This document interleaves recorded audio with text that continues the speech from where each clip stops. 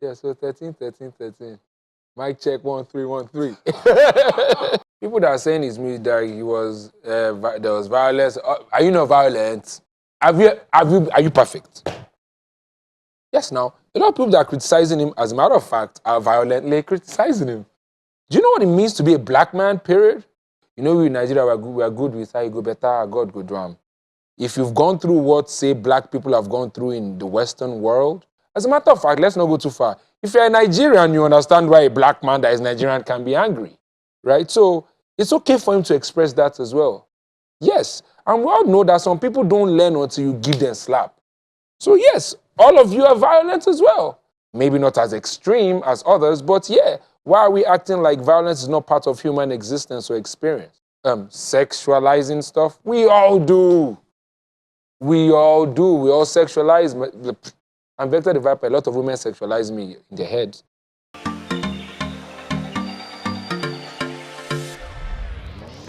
I dare say because I know that he was a troubled man and he wasn't hiding about his trouble or trouble. Stop, drop, shut him down, open up shop. Oh, no. I felt a slight type of relief for him. Like, finally, you've left here. Because if we're being honest, it's a very crappy experience in life a lot of times.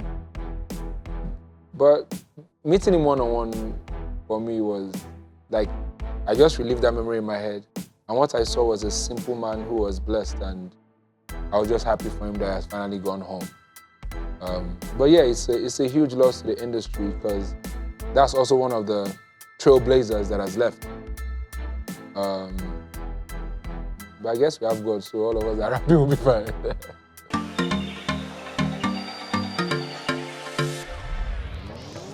I'll be honest, you don't meet too many rappers who are as masculine as DMX, but then are as honest as DMX. Like, most people think being hard is by living a facade of your reality, which is why I'd have a music like No Peace, for example, and say, Jọ̀wọ́ bàbá mo fẹ́ ìtẹ́lọ́rùn ayérayé. It's, life is hard. No matter how much, or no matter the size of your checks, life is hard. And being able to see a rapper who was, you're gonna make me lose my mind, up and here, up and there, and still be able to, I'm slipping, I'm falling, I can't get up, right? And, there was Brenda, Letitia, like, Y'all gonna make me lose my mind. Up in here, up in here. He was an embodiment of every aspect of his reality. So he wasn't constantly a rich guy, even though he was, or wealthy guy. He wasn't constantly a womanizer, even though he was. He wasn't constantly a sad person, even though, well, I can't say if he was, but life can hit you a lot of times. So his music had every sphere of human experience that we all go through individually. We're happy sometimes, we're sad sometimes, we like women sometimes, a lot of times. We love women a lot of times. We feel pain. We ask questions. We question God. People will say, blasphemy, get out. There must have been things that happened to you in your life that made you go, but God, why? Right? Like, for example, a lot of people have said, God, why DMX? Right? He had all that. Meaning it's okay for you to be your hard self. But if it's okay for you to be your hard self, it must be okay for you to be your soft self. If it's okay for you to be any of those, it must be okay for you to be yourself, period. I think that from the foundation years, DMX's reality as a musician or as a talented person implanted some level of understanding of accepting the self and creating art with it.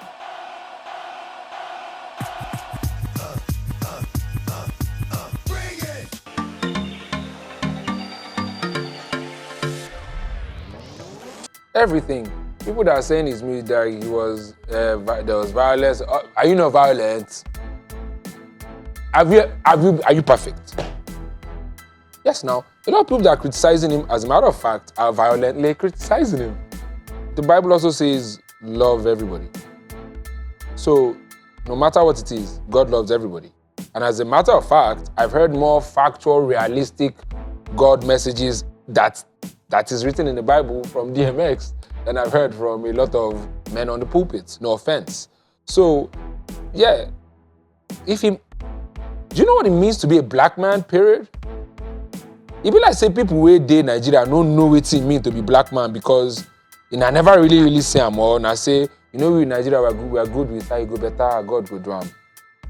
Like you don't know what exactly it means to be a black man in the world. If you've gone through what, say, black people have gone through in the Western world, from the slavery era till now, you'll understand why a black man can be angry.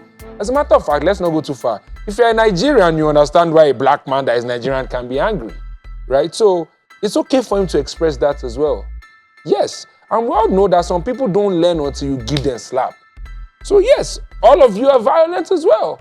Maybe not as extreme as others, but yeah, why are we acting like violence is not part of human existence or experience?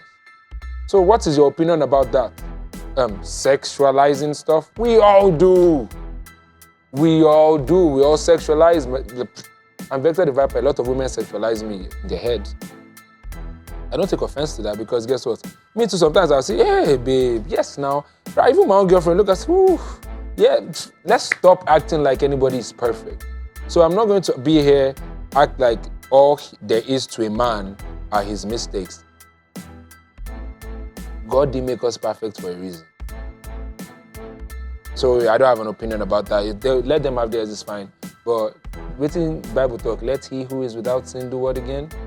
You'll be fine. The only thing you can't steal was came out to play. Stay out my way.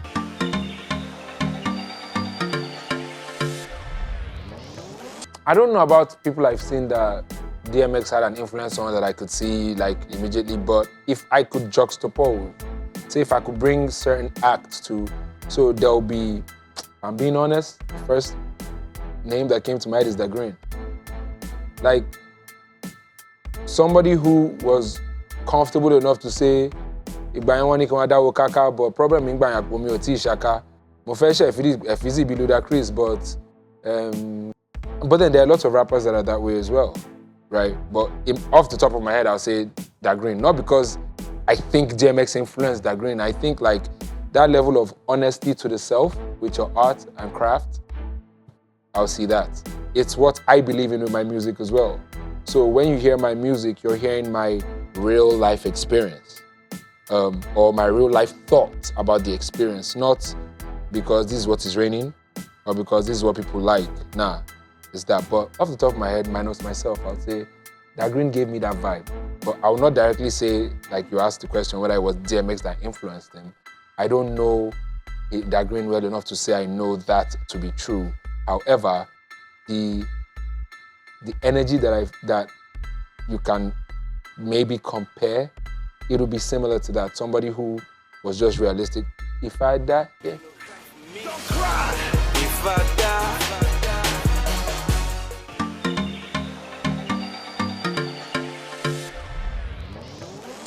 So if you say hip-hop is dying, so what am I doing now? Am I the one killing it? Because if you think I'm the propagator of hip-hop to be alive and you think it's dying, then it means I'm not doing my job. Or the rest that are doing theirs are not doing their job. But that said, I think all of you want to kill hip-hop so bad. You want it to be true, and it's because Nas came and said hip-hop is dead, all of you are running after Nas. In Nigeria, I don't think hip-hop is dying. The patronage, maybe. People may not be patronizing hip-hop enough to keep it as alive as they would claim they falsely want it to be. Yeah, because I think it's false. It's just facade conversations. Like, I think hip-hop is dead. Hip-hop is not dead. Hip-hop on its own has always struggled as an art form against pop music, for example, right? So it's also the duty of the listeners to also patronize and go out and look for it just in case it is being marginalized. So do we have fans that are fan enough to go and look for it just in case they can't find it in the mainstream? Yes, so I don't think hip-hop is dead. I don't think we need to do anything about it. I think we just let people grow, let artists grow, and let things happen.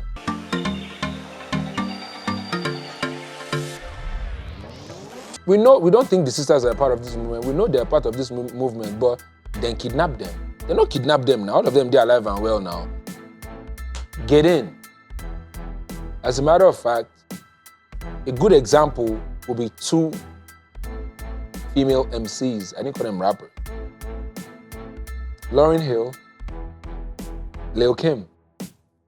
That album that had Put Your Lighters Up, when Lil Kim dropped that album, plenty male rappers skipped their own album release. So, based on as hard as that album went. Have you seen that in Nigeria? Now put your lighters up, let's die. Maybe if the female MCs took it really, really by the jugular. Bruh, yeah, boss. This us, yes.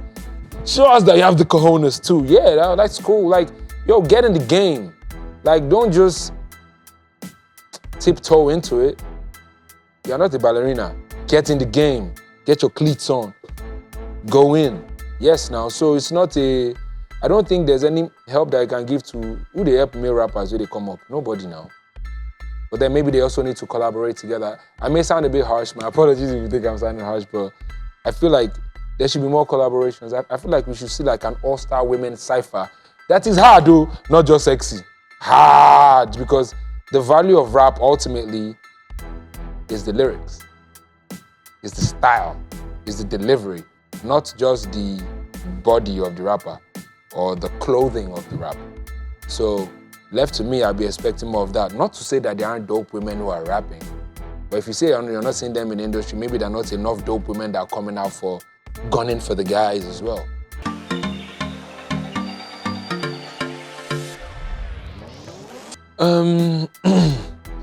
The Victorians or the Vipers already know what to look out for. But then, in general, music has grown. At least my music has grown. And it will not but grow. Because if King Sonny Ade at his age can still be giving them, which one be say they make and be like, say for the hip hop scene, people time they expire.